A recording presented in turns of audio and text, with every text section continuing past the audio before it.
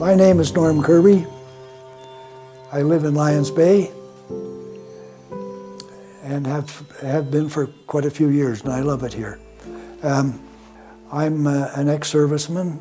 I served in the Army on D-Day as a machine gunner,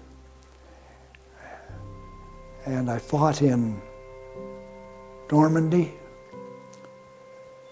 in Belgium, in the Scheldt estuary, in Holland, and right on into Germany till the end of the war. Although I was only 17 at the time, I guess, I had a lot of experience working with loggers and sea captains and that on the ships, on the tugboats. So I was not the average school kid. I'd left school at 14 when I completed grade 8. So I explained this to the Army, and they thought I would make a good soldier. They thought I would be okay. Of course, in those days, anybody that could walk would probably end up there.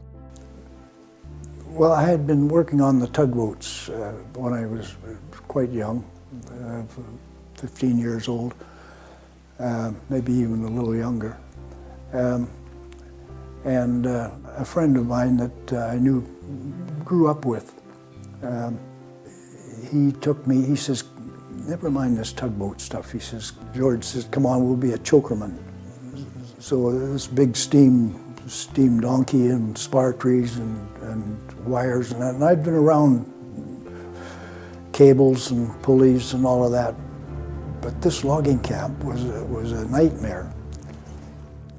And we did this for a week or two, I guess. And George says to me, he said, Norm, he says, we got to get out of here. They're going to kill us. These guys are packing out people every day. And I got hurt. We were taking the logs off a coal deck pile, and a log come rolling off it was a huge pile, thousands of logs piled up around the spar tree. And it was a yell, and I started running, and I tripped and fell into a bit of a hole, and a log rolled right over the top of me. And I heard a guy yelling, Blackie's dead. I shook my head, I'm not dead. George joined the Air Force. My friend joined the Air Force. So that's when I went around to the different recruiting places and offered my services and kicked out of most of them. And finally the Army said they would take me on. So that was my joining. We'd been all through Normandy, into Belgium and into the Scheldt estuary. That was bad.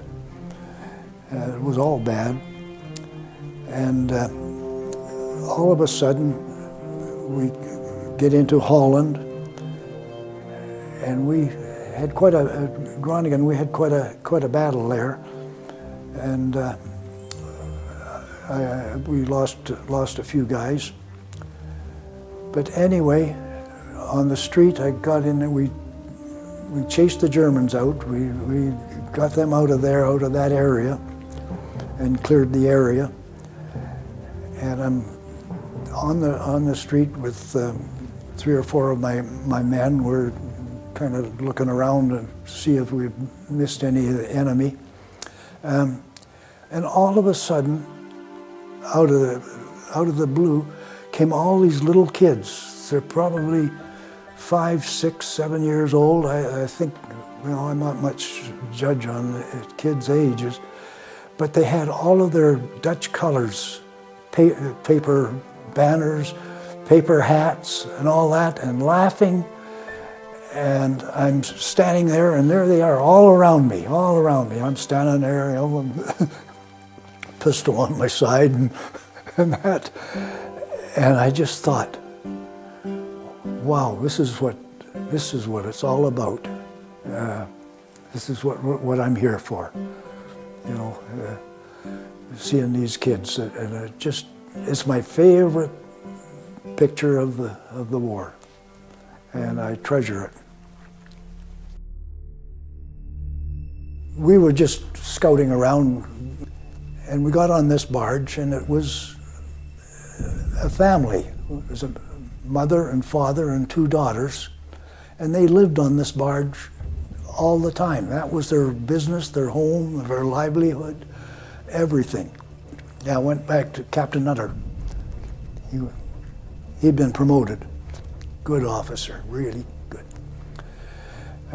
I went to Nutter and I said, this barge guy said he'll take us up the canal a few miles and we can have a look and see. But I said, you know, they volunteered this. I didn't ask them. They volunteered to do it.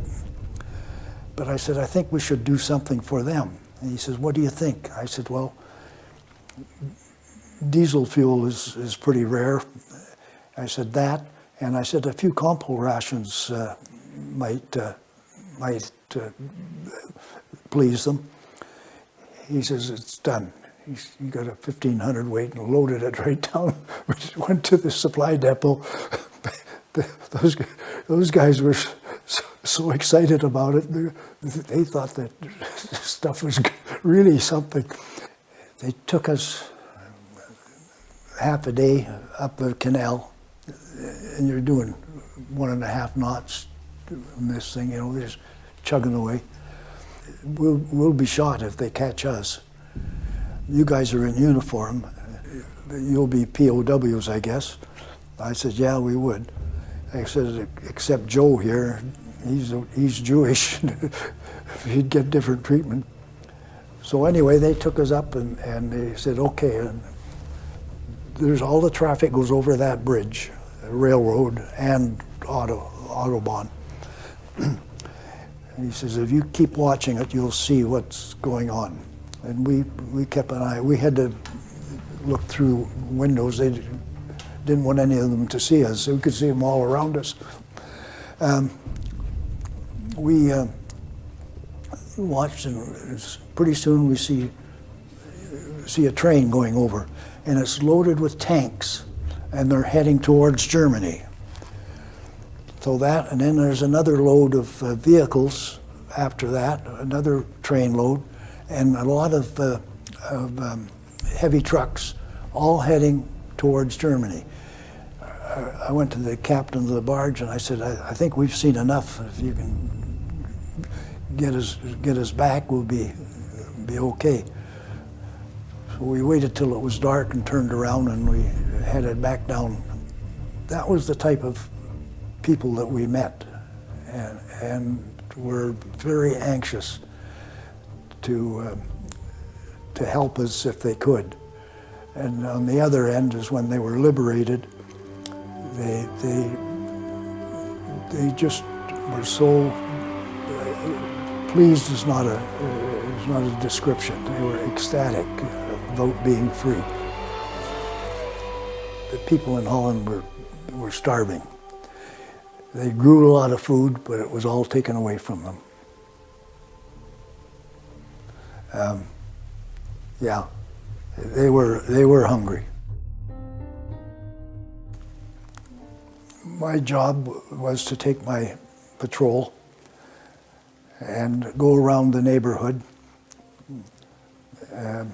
We had a Bren carrier and a couple of Jeeps, and we'd drive into a farmyard, and the guys would go and search the barns and that. We were looking for SS men, war criminals. That was what they were really.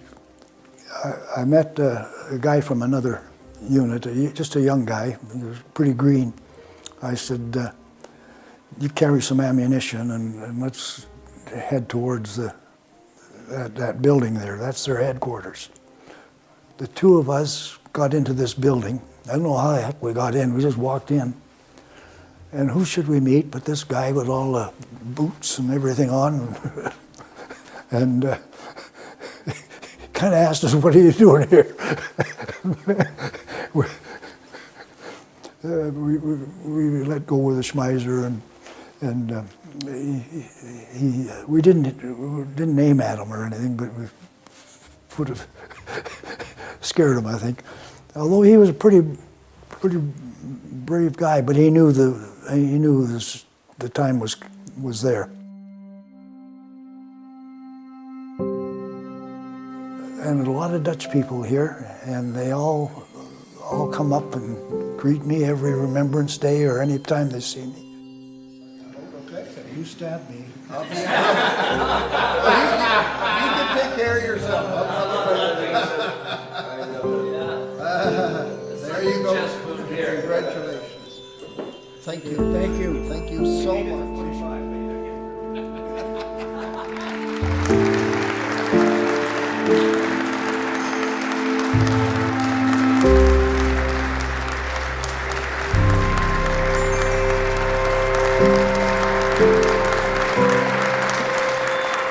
It's been a privilege to be in this position, and nice to know the younger generation will continue to remember. I thank you very much.